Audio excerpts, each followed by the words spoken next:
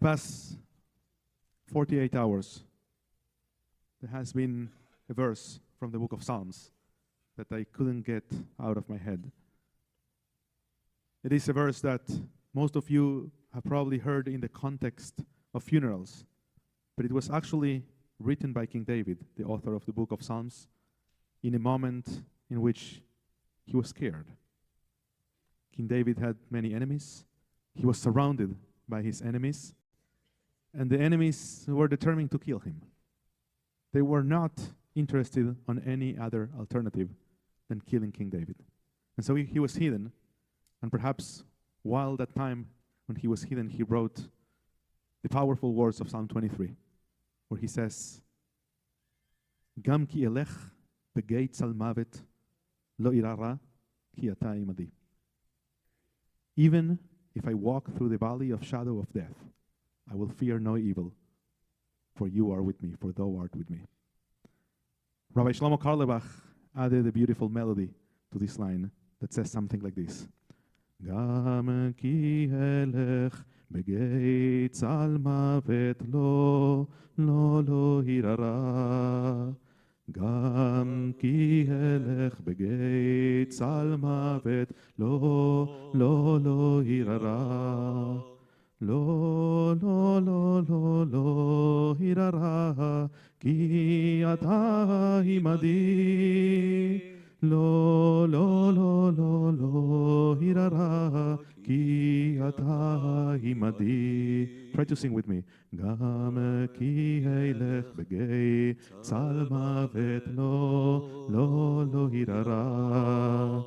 Gam ki elech begates al mavet lo hirara. Lo hirara ki ata imadi. Lo hirara ki ata imadi. Sometimes it is in the moments in which we are more scared that we need to reinforce the idea that we have no fear. And truth be told, I am scared. And I wish I had words of hope, of comfort, of optimism to share with you. But it's tough. Let me share with you an anecdote. 8 years ago, we moved here to Miami after 4 years of living in Bogota, Colombia. Bogota is a dangerous city. Like most cities in Latin America, there's crime, there's danger. And every Shabbat, I was escorted by an armed guard back home as service is concluded. And I remember one of my kids on our first walk back home from here, from ATJC, asking, Dad, where's the guard? And me trying to explain them that we had moved to a country where Jews need no guards. And I'm not talking about 50 years ago. I'm not talking about the days in which George Washington said to bigotry, no sanction. I'm talking about 8 years ago. This country has changed so much. 15 years ago, I was at a conference in France. I was selected among many young leaders from different places in the world to represent the next generation of Jewish leaders.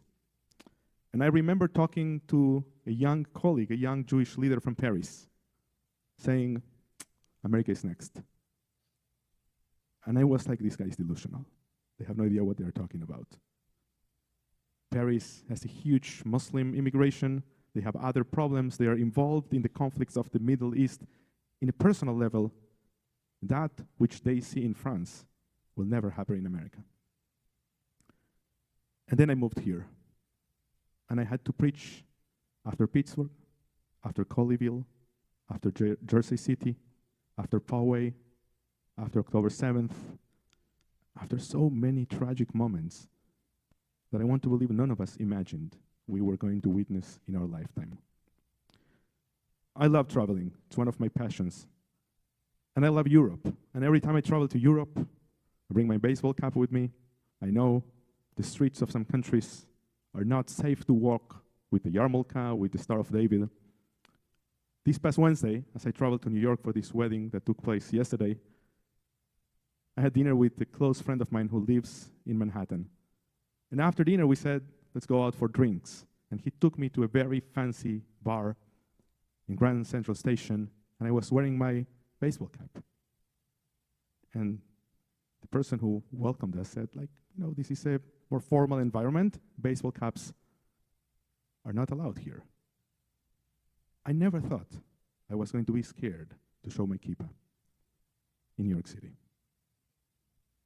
But hours before we were sitting there for drinks, 2 young people were murdered, were killed, were shot in close range in our nation's capital, in a place that is supposed to be a sanctuary of freedom, of tolerance, of democracy. Washington, D.C. represents everything this country stands for. Every time I travel to D.C., usually for APAC, I am in awe about the powerful, value-oriented foundations of this country. Every time I travel to Washington, D.C., I reconfirm my choice to live in the greatest country on earth.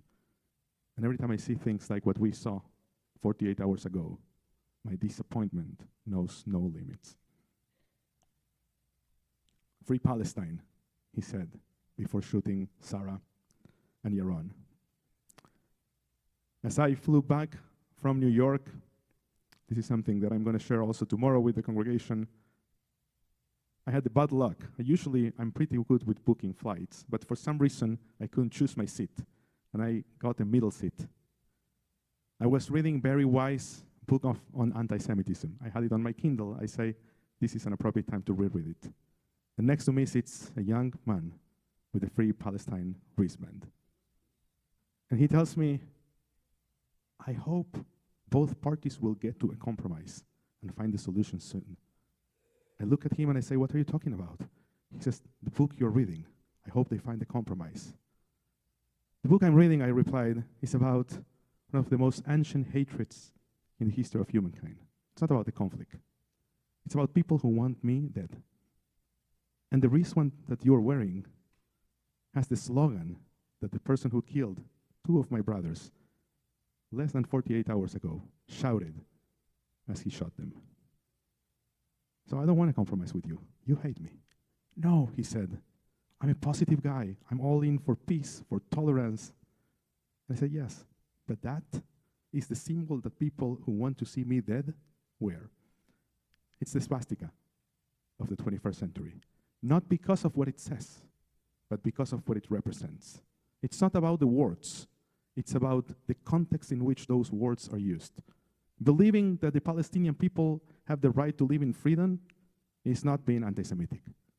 Shooting 2 Jews in Washington, D.C. as they attend a Jewish event while screaming Free Palestine transform that slogan into a symbol of anti-Semitism.